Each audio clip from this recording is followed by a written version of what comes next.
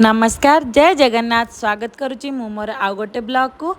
आज हूँ पवित्र महालया आउ ये महालया श्राद्धटी आम प्रति ओडिया घरे बहुत श्रद्धा और भक्तिर सहित पालित हुए। ए घर को बोहू हो आसवा पर यहाँ हूँ मोर प्रथम महालया। तो सकाळु सकाळु मु मोर नित्यकर्म सब सारी बहुत जल्दी जल्दी रे ठाकुर पूजा मध्य करनी। तो आसतु देखा आम घरे आज किए कौन सब करुँच जेहेतु मु एसबूर प्रस्तुति केबे आगुरी करना तो मामा एसबू करुँच प्रस्तुति तो मु देखिकी शिखुची। आ जेहेतु महालया श्राद्ध आज पड़वार थिला तो रोसई घर मध्य काली राति बहुत भल भाव में धुआधुई हो जाइए। समस्ते निज निज काम व्यस्त। आसतु देखा मो झी माने रिद्धि एठी कौन करुची।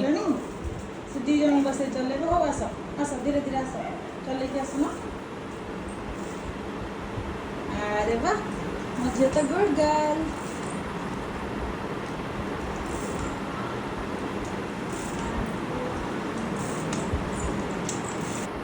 मामा एठी माटी हांडी रे खीरी प्रस्तुत करचंदी जोटा कि आमर माने पिंड रे भोग लगा हबो। माटी हांडी रे जेहेतु प्रस्तुत करियार थिला तो मु करिलिनी।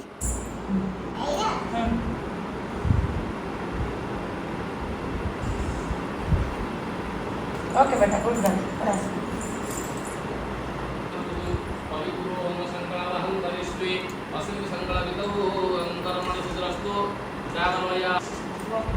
नमस्कार